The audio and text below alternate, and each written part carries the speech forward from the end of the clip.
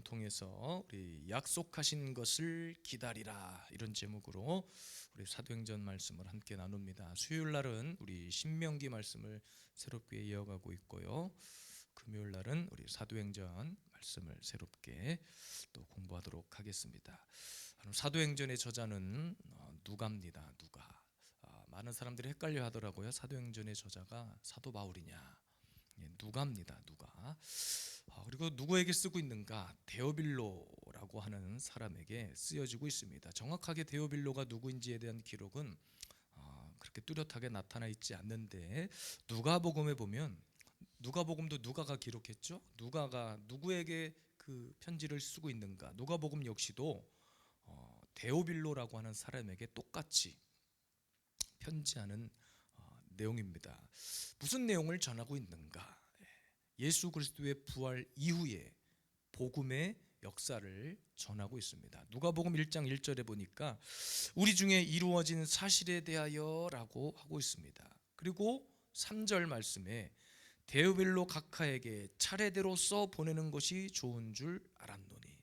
그러니까는 누가복음에서도 데오빌로에게 무엇을 전하고 있어요? 예수 그리스도의 복음, 이루어진 사실에 대하여, 이렇게 기록하고 있습니다. 오늘 본문 사도행전 1장 1절에도 데오빌로여 내가 먼저 쓴 글에는, 그러니까 먼저 쓴 글이 뭐예요? 누가복음을 이야기하고 있는 거죠.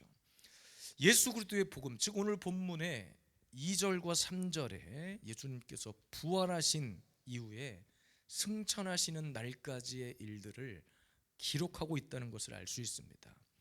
예수님께서 부활하신 이후에 며칠 동안이나 제자들과 함께 계셨냐? 40일 동안, 무려 40일을 제자들 앞에 나타내 보이셨습니다. 그리고 나서 본격적으로 본인이 이제 승천하시기 전에 무엇에 대한 이야기를 하고 있냐면요, 성령의 능력, 성령의 기름 부으심, 성령의 충만함에 대한 이야기들을 하고 있어요. 그러니까 이 사건 이후에 이제 제자들이 본격적으로 변하기 시작합니다. 사실 제자들도 예수님 죽으신 이후에 다시 돌아가려고 그랬거든요. 어디로? 원래 고향으로, 갈릴리로 다 돌아가려고 했습니다. 오늘 본문 가운데 함께 공부하겠지만 이제 모든 것이 끝났다 여겨졌었거든요. 그런 제자들에게 예수님께서 나타나셔서 무려 40일을 함께 해주셨어요. 그리고 나서 이제 본격적인 성령님의 사역에 대한 이야기들이 펼쳐집니다. 여러분, 사도들, 이제 성령 충만함을 받은, 완전히 예수 그리스도의 부활을 목격한 이 제자들에게 하나님께서 엄청난 성령의 충만함을 부어주시고, 그때부터 목숨을 건 사도들의 행전이 시작되는 거예요. 우리나라에도 이 사도행전을, 그 이름을 영어로 딴 신학교가 저기 양평 쪽에 가면 있습니다. 아세아 연합신학대학교라고, 엑츠라고 불러요. 그러니까는 사도들의 행전, 본격적으로 초대교회가 시작되고 온 열방에 복음이 전해지는 복음의 역사가 시작됩니다. 우리가 잘 아는 바대로 여러분, 사도행전의 핵심 구절이 어디냐면, 다음 금요일날 공부하겠지만 사도행전 1장 8절이에요. 함께 읽어보겠습니다. 오직 성령이 너희에게 임하시면 너희가 권능을 받고 예루살렘과 온 유대와 사마리아와 땅끝까지 이르러 내 증인이 되리라 하시니라. 오직 성령이 너희에게 임하시며. 저는 오늘도 이 밤에 저와 여러분들에게 오직 성령이 임하기를 간구합니다. 오직 성령의 충만함이 우리의 인생을 지배할 수 있기를 원합니다. 성령의 충만함입니다. 신약 시대는 예수님의 부활 승천 이후에 남겨진 것은 하나예요. 성령의 충만함, 성령의 역사. 교회도 성령의 역사가 떠나가면 교회가 끝나는 겁니다. 초대교회에 수많은 핍박과 고난이 시작되는 역사임과 동시에 교회가 세워지는 역사예요. 참 역설적으로 교회가 세워지는데 동시에 핍박과 고난이 시작돼요. 근데 오히려 교회는 세워지고 교회는 부흥했습니다. 무엇 때문에? 성령의 충만함으로 이 모든 일들이 가능했다는 이야기입니다. 오늘날 교회도 마찬가지입니다. 성령이 부어져야 돼요. 교회는 어떤 곳이어야만 하는가? 성령의 임재가 있는 곳이어야 합니다. 이곳에 사람이 많이 있냐 없냐를 떠나서 들어오기만 하면 이곳에서 찬양 한 곡만 불러도, 찬양 한 소절만 불러도, 말씀 한 구절만 읽어도, 기도만 잠깐 해도 이곳에 하나님의 거룩한 임재가 나타나는 그런 곳이어야만 합니다. 그래야 증인이 되는 거예요. 성령이 부어져야 목숨을 건 복음의 역사가 시작됩니다. 오늘도 저와 여러분들의 인생 가운데 특별히 주님의 약속한 그 성령이 강력히 임하게 되기를 원합니다. 성령의 능력이 상실된 교회는, 성령의 기름 부음이 없는 교회는, 그런 성도는 위험해요. 껍데기일 뿐입니다. 이 시대가 교회는 많지만 껍데기뿐인 교회들이 참 많습니다. 감히 말하자면 저희 교회는 뭐 그렇다고 막 불타오르는 교회냐, 참 제 입으로 말하기 부끄럽지만 어쨌든 여러분, 이 시대의 교회는 강력한 성령의 기름이 부어져야만 합니다. 그래야 싸워 이길 수 있어요. 오늘 이 밤에도 저와 여러분들의 인생 위에, 이 교회 위에 오늘도 성령의 기름이 부어지고 기적이 나타나고 능력이 나타나고 우리가 가는 곳마다 복음이 흘러가고 다음 한 주간 명절을 보내면서도 여러분이 파송받는 그곳에, 저는 여러분들을 파송한다고 이야기해요. 누구를 만나든지 간에 여러분들을 통해서 하나님의 역사가 선포되고 증거가 되고 이런 성령의 기적과 같은 일들이 충만해지기를 원합니다. 명절 지나고 딱 돌아와서 여러분 폐전병이 돼서 돌아와, 아이고 지쳐 죽겠네, 명절 지나고 막 음식 만들고 뭐하다가 그냥 지쳐 쓰러져 버리겠네, 이렇게 돌아오는 게 아니라 딱 명절이 지나고 나서 오히려 더 강력한 하나님의 성령의 임재를 가지고 승리자의 모습으로 돌아올 수 있기를 주님의 이름으로 축복합니다. 약속한 것을 기다리라. 그러면 그 하나님께서 약속하신 것이 무엇이길래 기다리라고 하는가? 첫 번째입니다. 확실한 많은 증거로 살아계심을 나타냈다. 본문 3절 한 번 더 읽겠습니다. 그가 고난받으신 후에 또한 그들에게 확실한 많은 증거로 친히 살아계심을 나타내사 40일 동안 그들에게 보이시며 하나님 나라의 일을 말씀하시니라 그랬습니다.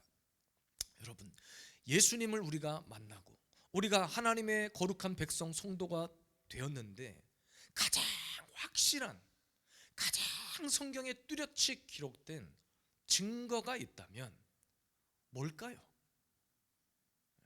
뜬금없이 웬 질문을 하나 그러는데 뭐겠습니까? 우리가 도대체 무엇 때문에 이렇게 지금까지 소위 말해 목숨을 걸고 신앙생활을 하는 걸까요?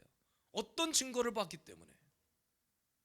우리 찬이 크게 얘기하세요. 그렇죠, 부활입니다. 부활. 예수 그리스도의 부활만큼 여러분 확실한 증거는 없어요. 기독교 역사 가운데 이보다 더 중요하고 큰 증거는 없습니다. 예수님의 제자들 역시도 아까 말씀드렸죠. 예수님께서 부활하시기 전과 후가 달라요. 부활하신 이후의 제자들은 완전히 복음의 전사들로 변해버렸습니다. 사실 그 전까지는 예수님의 제자이긴 했어도 긴가민가 했죠. 그러니까 예수님 죽고 나니까 다 돌아가려고 그랬잖아요. 다 자기 집으로 원래 하던 대로 돌아가려고 했습니다. 우리가 기다리는 약속은 여러분 부활을 근거로 한 약속입니다. 예수 그리스도의 그 부활을 근거로 한 약속이에요. 예수님의 부활 이후에 제자들과 40일 동안 함께 했어요. 그러니까 제자들에게 이 시간만큼 더 이상 뭐 확실한 증거, 확실한 복음은 없었을 겁니다. 오늘 사도행전의 저자였던 누가 역시도 이 모든 일들을 뭐라고 했냐면 이 복음의 현장을 하나님 나라의 일이다 그랬어요. 하나님 나라의 일, 사람의 일이 아니라 하나님 나라의 일. 이 단어를 확실하다, 그러니까 확실한 하나님 나라의 일, 확실하다고 하는 이 단어의 뜻은 의심할 바가 없다는 거예요. 의심할 바가 없이 명쾌하고 확실한 표징이나 징표 이런 뜻을 가지고 있어요. 그러니까 여러분 죽음에서 부활하시고 십자가에 못 박히고 피 흘림의 자국들을 주님이 보여주셨잖아요. 요한복음 20장 20절에 보니까 이 말씀을 하시고 손과 옆구리를 보이시니 제자들이 주를 보고 기뻐하더라 그랬습니다. 또 제자들과 함께 부활하신 이후에 제자들과 함께 생선을 먹고 떡을 드시기도 했어요. 요한복음 21장 13절 14절 예수께서 가셔서 떡을 가져다가 그들에게 주시고 생선도 그와 같이 하시니라. 이것은 예수께서 죽은 자 가운데서 살아나신 후에 세 번째로 제자들에게 나타나신 것이라 그랬습니다. 사도 요한 역시 여러분 요한일서 1장 1절에 이렇게 기록합니다. 태초부터 있는 생명의 말씀에 관하여는 우리가 들은 바요 눈으로 본 바요 자세히 보고 우리의 손으로 만진 바라. 그러니까 여러분 약속을 기다리는 데 있어서 주님이 확실한 증거를 우리에게 보여주시는데 그 중에 가장 첫 번째가 바로 부활입니다. 수많은 종교들이 있지만 그 어떤 종교에도 부활을 말하는 종교는 없어요. 그것은 정말로 생명이 있냐 없냐의 중요한 차이입니다. 귀신을 내쫓고 병고침을 받아도 사실은 여러분 그때뿐이잖아요. 예수 그리스도가 십자가에서 죽고 부활하신 것 40일 동안 제자들만 받겠습니까? 사실은 저는 당시에 많은 사람들이 목격했을 거라고 생각합니다. 그리고 실제로 예수 그리스도의 부활의 소식을 당시에 바리새인들도 다 들었습니다. 당시에 로마의 지도자들도 다 듣고 있었습니다. 믿으려고 하지 않았어요. 왜? 그것이 사실이면 자기네들의 모든 정치적인 입장이 난처해질 뿐만 아니라 엄청난 사람들의 밀란이 일어날 것이 뻔했기 때문에 역사적으로 그랬을 것입니다. 그러니까 그때뿐인 거예요. 그러니까 안 믿을 사람은 안 믿어요. 사실 저와 여러분들이 부활을 목격했습니까? 그 당시에 우리가 살아있기나 했을까요? 근데 우리는 무엇을 근거로 믿는다 할까요, 여러분? 무엇을 근거로? 그냥 교회 나오니까? 예배 드리니까? 우리가 그냥 찬양하고 기도하니까? 그냥 믿어져요? 참 그것도 대단한 믿음이지만 그것이 믿어지는 가장 궁극적인 이유는 성령의 충만함입니다. 그래서 성경은 보지 않고 만져보지 않고 믿는 것이 더 귀하다 그랬어요. 끝내 도마는 만져봤어. 만져보고 그제서야, 그러니까 예수님께서 부활하셨는데 보세요, 부활하시는 상태가 이렇게 깨끗한 슈트 입고 머리에 올백으로 넘기고 기름 바르고 나타나신 것이 아니라 십자가에 못 박힌 그대로 면류관 쓰신 그 이마에 핏자국, 손에 못자국, 발에 못자국, 옆구리에 창자국 그대로 나타나신 거예요. 그리고 보여주신 거예요. 이것보다 더 확실한 증거가 어딨냐고. 여러분, 그래서 성령의 충만함은 이것을 믿게 하는 거예요. 성령의 충만함으로 우리가 이것을 인내하고 기다리게 되는 거예요. 그래서 초대교회의 역사는 성령의 역사입니다. 믿어지는 거예요. 이것이 가슴에 와닿는 거예요. 예수 그리스도의 십자가의 고난을 우리가 목격했어요? 그냥 책 보고 영화 보고 아는 사실인데 우리는 그 사실에 기뻐하고 감격하고 심지어는 영화를 보고 눈물을 흘리기도 하고. 사람이 여러분 기다리는 것만큼 정말 힘든 일은 없을 겁니다. 심지어 약속도 어겨 오기로 한 시간에 나타나지도 않아. 시치미를 뚝 떼기도 해요. 목회하면서 목사 입장에서 성도 여러분을 기다리는 것은 정말 힘든 일입니다. 새벽에 제가 다 이 앞자리에 앉아 있으면 들어온 뒤에서 들리는 발자국 소리가 그렇게 반가울 수가 없고, 오늘도 이렇게 찬양하고 눈을 떴는데 또 시커먼 옷을 입은 우리 청년이 딱 앉아 있고, 자 이렇게 앉아 있고, 우리 뒤에 성도님도 또 이렇게 함께 하시니까 참 기뻐요. 그러니까 목사 입장에서 성도 기다리는 것이 참 애간장 타는 일이기도 하면서 기쁜 일이기도 하면서, 근데 여러분 우리가 주님을 기다려, 주님의 그 확실한 약속을 기다려, 분명 믿어지고 성령의 충만함이 있는데 여러분 기다린다는 것은 쉬운 일이 아니에요. 그 기다림의 시간 동안에 수많은 역사들이 일어나잖아요. 마귀의 공격, 영적인 공격.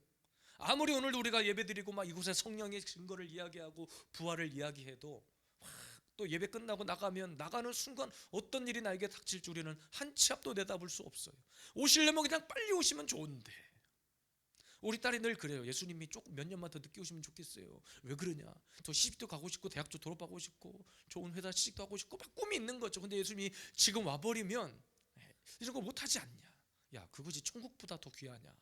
천국 가는 것보다 더 중하냐? 무엇이 중한디? 이렇게 얘기를 한 적이 있답니다. 참 기다리는 게 쉽지 않은 것 같아요. 그런데 오늘 그 성령의 충만함으로 우리는 확실한 그 부활의 증거를 믿을 수 있게 되었습니다. 하나님의 살아계심을 믿게 되었습니다. 진짜 여러분, 우리가 신앙생활을 하는 가운데 수많은 기적들이 우리 주변에 나타나요. 제가 성도 여러분들에게 늘 하는 이야기가 있어요. 우리에게 있어서 가장 큰 기적은 뭐냐? 여전히 죽지 않고 내가 살아있는 것이 기적이다. 내가 살아서 하나님의 이름을 외치고 이곳에서 예배드리고 내가 이곳에서 하나님을 찬양할 수 있는 것이 기적이다. 군대 간 남자친구를 아직 기다려보지 않았기 때문에 우리 딸은 쉬운 일은 아닌 것 같아요. 마음이 하루에도 12번도 더 변한다고 그러대요. 저는 그렇게 기다려본 적이 없으니까 모르겠는데 어쨌든 근데 우리 하나님의 약속은 이보다 더 확실할 수가 없어. 언제 올 줄만 모르지 오시는 것은 확실해. 근데 그것이 믿어져. 이것이 사도행전의 가장 핵심의 증거입니다. 말씀을 준비하면서 참 재미난 이야기를 봤네요. 교회마다 여러분 건축하거나 리모델링을 딱 하면 뭐예요? 목사님이 다 부흥 강사 모셔다 놓고 이렇게 막 작정 헌금도 시키고 많은 일들을 하잖아요. 그래서 의뢰받은 성도들이 작정 헌금을 합니다. 그런데 목사님들 만나서 하는 얘기가 뭐냐면 많이 그 작정 헌금 중에서 많이 들어와 봐야 70% 정도래요. 나머지는 그냥 작정만 하고 흐지부지 넘어가는 거예요. 사실 여러분 작정 헌금은 하나님과의 약속이긴 해요. 어떤 장로님이 그러셨대요. 목사님한테 찾아가서 제가 이번 계약건을 확실하게 따기만 하면 내가 나머지 모든 금액을 책임지겠다고. 근데 그 계약을 분명 땄는데 깜깜무소식이에요. 그러니까 더 이상 여러분 우리가 하나님 앞에 어떤 증거를 보여주니까 못 기다리는 거예요. 기다릴 수가 없어요. 그러니까 사람의 약속은 늘 이렇게 변수가 많아. 이 땅에서의 일은 늘 이렇게, 심지어 교회에서 하나님 앞에 헌금하겠다고 한 약속도 안 지켜져. 예수님 입장에서 제자들을 보고 얼마나 답답했을 거예요. 이보다 더 어떤 증거를 보여줘야 너가 복음을 위한 사람이 되겠는가. 어쨌든 여러분, 주님이 확실한 그 증거로 인해서 제자들과 함께 부활 이후에 40일이라는 기간 동안에 함께 했습니다. 마침 이 말씀을 준비하고 있는데 미안해요. 우리 딸이 이런 질문을 저에게 했어요. 아버지, 성경에 승천이라는 말이 나오는데 오늘 본문에도 나오죠. 본문 2절에도 승천이란 말이 나오죠. 그 말은 우리도 승천한다는 얘기죠? 그러는 거예요. 당연하지. 예수 그리스도의 부활은 여러분 장차 저와 여러분들에게도 닥칠 확실한 증거이자 실체입니다. 믿는 자의 부활, 죽음을 이기고 사망 권세를 이기고 주님께서 부활하신 그 모습 그대로 믿는 자도 장차 부활의 몸을 입고 영광의 자리로 올려진다. 이게 휴거고, 이게 성경적 휴거예요. 그 근거는 고린도전서 15장 20절에서 23절입니다. 함께 읽겠습니다. 그러나 이제 그리스도께서 죽은 자 가운데서 다시 살아나사 잠자는 자들의 첫 열매가 되셨도다. 사망이 한 사람으로 말미암았으니 죽은 자의 부활도 한 사람으로 말미암는도다. 아담 안에서 모든 사람이 죽은 것 같이 그리스도 안에서 모든 사람이 삶을 얻으리라. 그러나 각각 자기 차례대로 되리니 먼저는 첫 열매인 그리스도요 다음에는 그가 강림하실 때에 그리스도에게 속한 자요. 그리스도에게 속한 저와 여러분들도 주님이 강림하실 때에 이렇게 부활의 승천의 영광이 있다는 것을 믿으시기를 바랍니다. 예수 그리스도의 부활은 이런 확실한 증거로 실체로 오늘도 저와 여러분들에게 소망이 되어지고 있어요. 여러분, 그래서 성령 충만해야 됩니다. 눈으로 보고 믿으려고 하는 것이 아니라 내 안에 계신 그 성령님의 역사로 오늘도 내 가슴이 뜨거워지는 거예요. 내 가슴에 활활 타오르는 거예요. 완전히 거룩한 신부의 옷으로 오늘도 그 진리의 말씀으로 나를 새롭게 하시는 그 역사를 누구보다도 이 자리에서 예배하는 저와 여러분들이 가장 먼저 경험할 수 있게 되기를 주님의 이름으로 축복합니다. 두 번째입니다. 약속하신 것을 기다려라. 무엇을 약속하시면서 주님이 말씀하셨는가? 예루살렘을 떠나지 말라. 본문 4절입니다. 사도와 함께 모이사 그들에게 분부하여 이르시되 예루살렘을 떠나지 말고 내게서 들은 바 아버지께서 약속하신 것을 기다리라 그랬습니다. 아까도 말씀드렸죠. 예수님께서 죽어버리시니까 제자들이 다 떠나려고 한 거예요. 마침 그 갈등을 하고 있는 상황에서 주님이 부활하셔서 나타나셨습니다. 그리고 하신 말씀이 뭐냐면 예루살렘을 떠나지 말아라. 그러니까 거꾸로 말하면 제자들이 떠나려고 했다는 거죠. 물론 여러분, 제자들의 입장도 이해가 안 가는 것은 아닙니다. 예수님을 못 박은 그 예루살렘의 지도자들이 분명히 제자들을 다 잡아 죽일 게 뻔하고 자기네들도 목숨이 위태할 것이라는 것이 뻔하고 자신들도 죽을 수밖에 없다는 것을, 그런 불안한 감이 있었겠죠. 그리고 원래 고향이 예루살렘이 아니라 갈릴리였기 때문에 돌아가려고도 했을 겁니다. 예수님께서 이런 제자들의 상황을 모르셨을까요? 다 아셨겠죠. 그럼에도 불구하고 예루살렘을 떠나지 말라고 하신 것은 첫째로는 구약의 예언의 성취를 말하는 거거든요. 이사야 2장 3절의 말씀입니다. 맞아요? 네, 뒤에부터 이는 율법이부터 읽겠습니다. 끝에 시작. 이는 율법이 시온에서부터 나올 것이요 여호와의 말씀이 예루살렘으로부터 나올 것임이니라 그랬습니다. 그러니까 구약에 예언된 하나님의 말씀이 성취되어야 하는데 그 역사의 중심에 예수님은 제자들을 두신 거예요. 떠나지 말아라.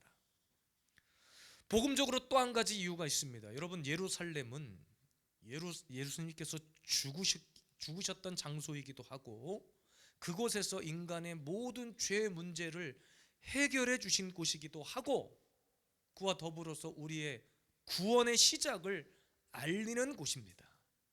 그러니까 예루살렘은 어떤 곳이냐? 구원의 시작이 되는 장소이면서 성령의 인재가 임할 장소, 즉 교회의 시작을 알리는 복음적인 장소였던 거예요. 그러면 그 이후 예수님께서 부활하시고 제자들에게 예루살렘 떠나지 말라고 하시고 나서 예수님이 승천하셨죠? 그때부터 초대교회의 역사가 시작됐습니다. 그러니까 여러분, 약속을 붙드는 자들은 그 약속의 시작이 되는 교회를 떠나면 안 된다는 거예요. 교회의 시작이 예수 그리스도라는 사실을 기억해야 됩니다. 건물의 교회를 이야기하는 것이 아닙니다. 교회의 본이 되신, 교회의 모델이 되신 예수 그리스도를, 말씀을, 복음을 떠나면 안 된다는 거예요.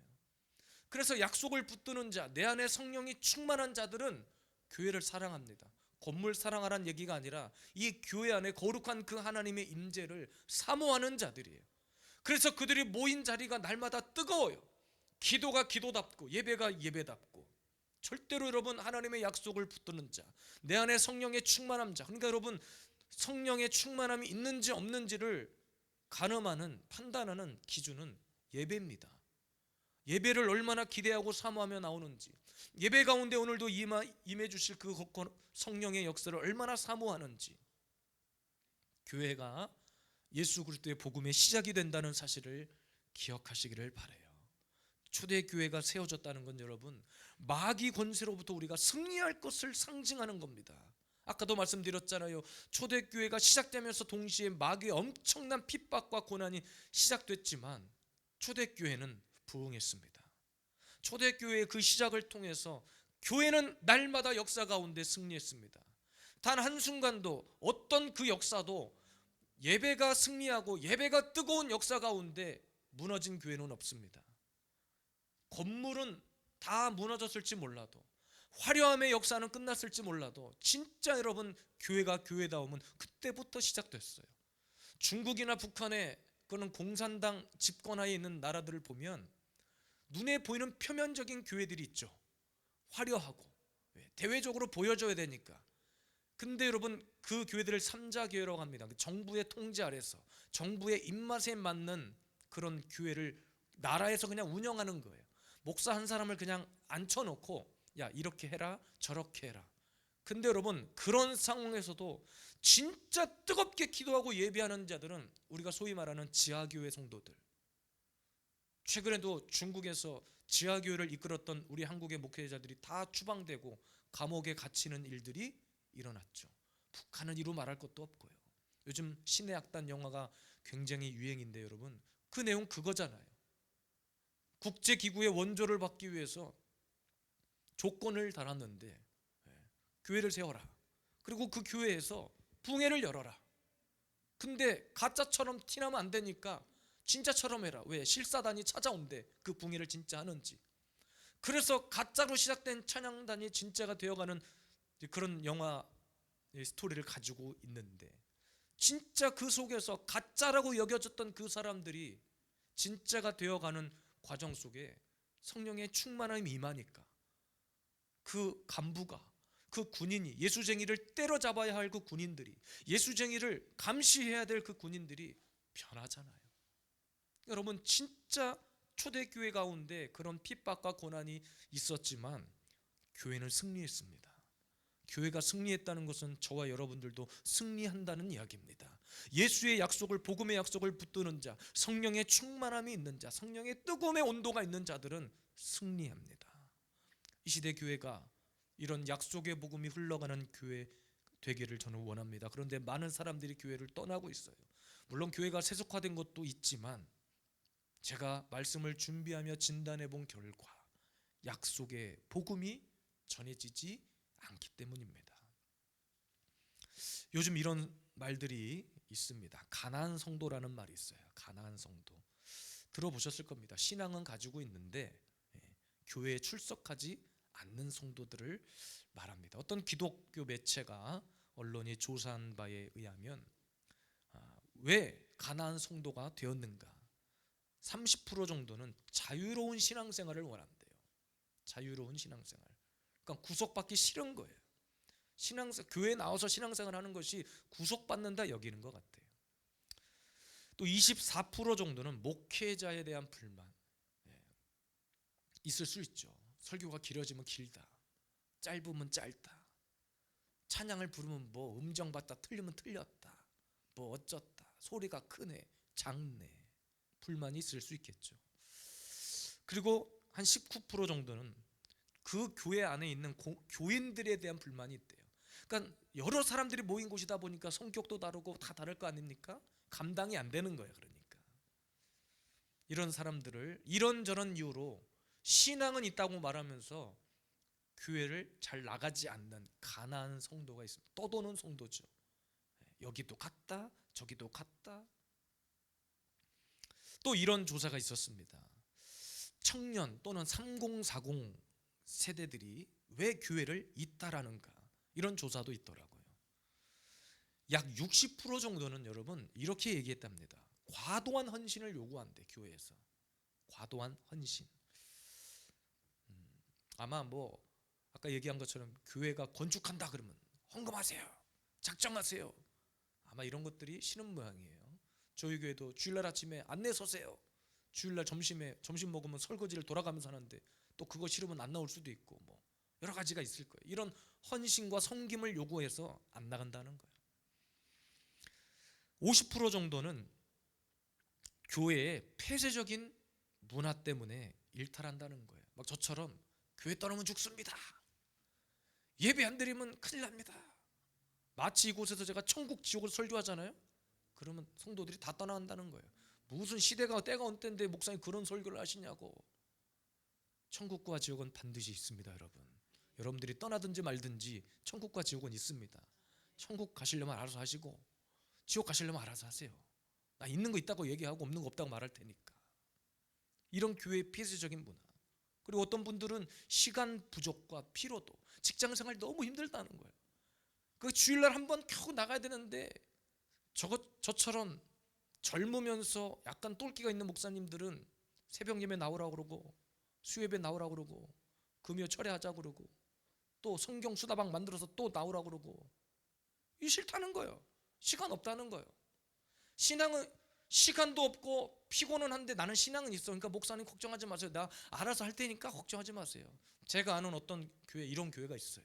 목사님이 뭐만 하자 그러면 막 볼때처럼 일어서 안 된다고 막 이렇게 하는 교회가 있어요. 그러니까 매주 출석하는 게 부담스럽대.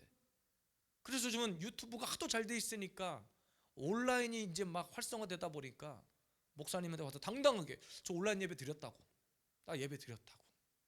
예전에 제가 아는 권사님, 제 아내도 기억할 텐데, 한참 우리나라에 트롯 열풍이 불 때 어떤 교회 권사님이 이제 주일날 어떤 분하고 통화할 일이 생겼어요.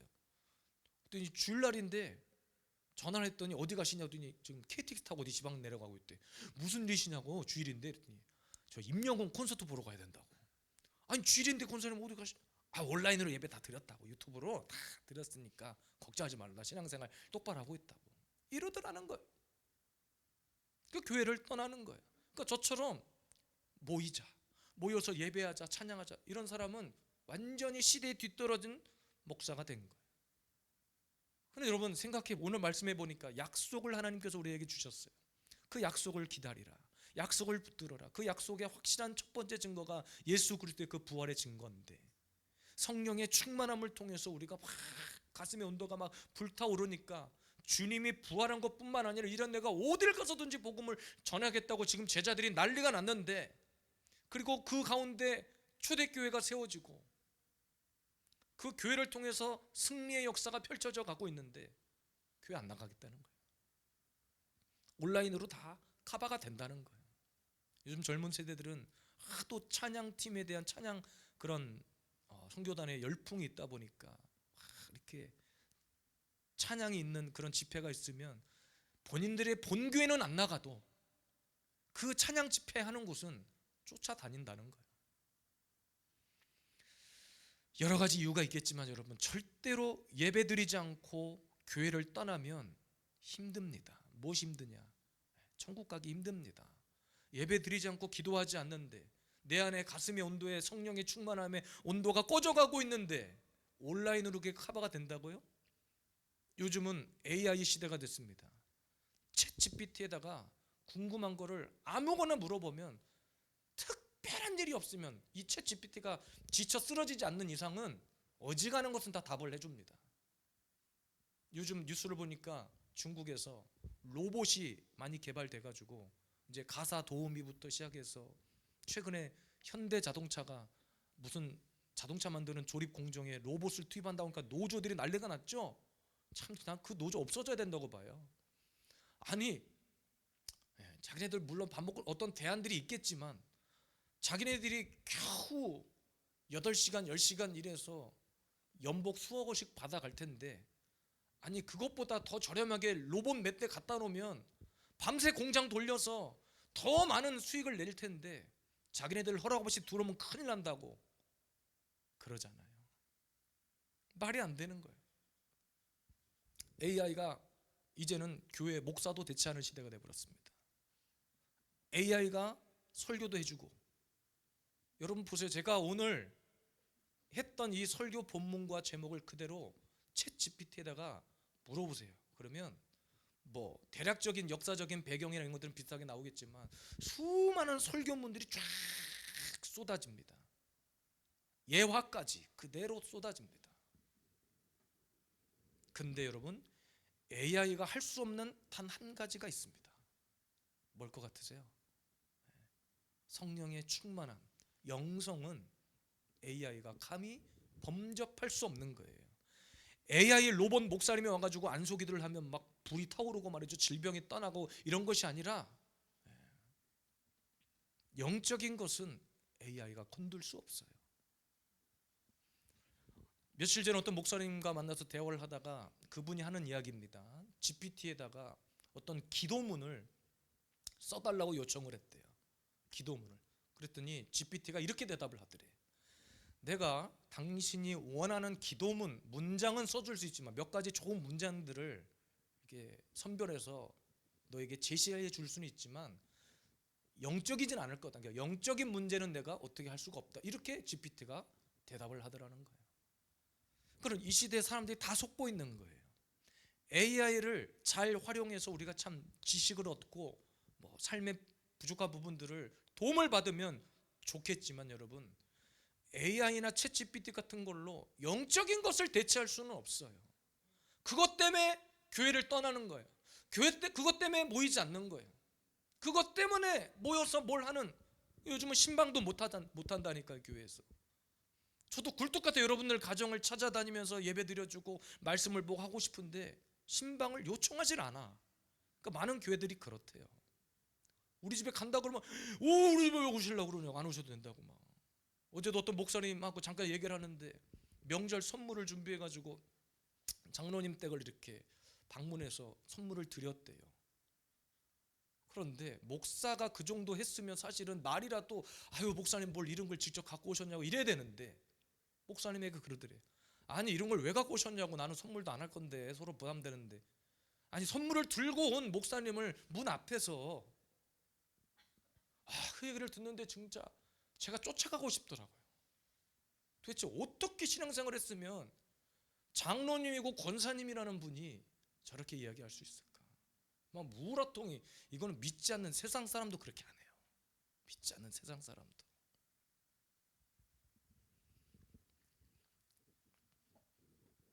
제가 말씀을 마무리하면서 AI에게 제가 물어봤습니다. 제가 질문을 한번, 설교문을 다 작성한 뒤에 물어봤어요. 야, 그러면 사람들이 교회를 자꾸 떠나는데 어떻게 하면 사람들이 교회를 떠나지 않을까? 방법을 좀 알려주라. 이렇게 질문을 던졌어요. 그랬더니 AI가 이렇게 대답했습니다. 맞춤형 소그룹을 해라. 그리고 쌍방향 소통을 해라. 쌍방향, 뭔 쌍방향인지 모르겠어요. 위아래 좌우를 하라는 건지.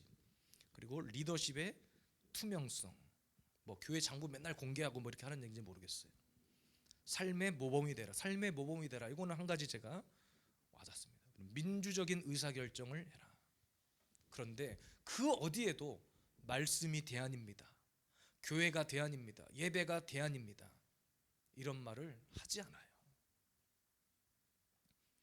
우리는 오늘도 그 성령의 충만함으로 하나님의 약속을 붙드는 자입니다. 보이는 것을 믿는 사람들이 아니라 보이지 않는 열려있는 하늘을 바라보는 자들인 줄로 믿습니다.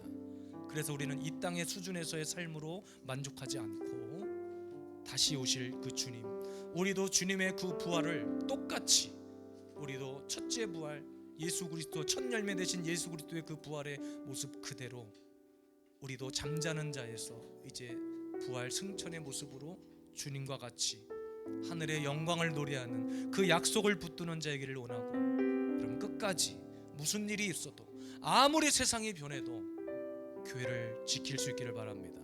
예배를 지키시길 바라요. 세상이 대체할 수 없는, AI가 해줄 수 없는 그 영적인 것들을 우리는 끝까지 붙들고 나아갈 수 있는 사랑하는 주의 백성들 되시기를 주님의 이름으로 축복합니다.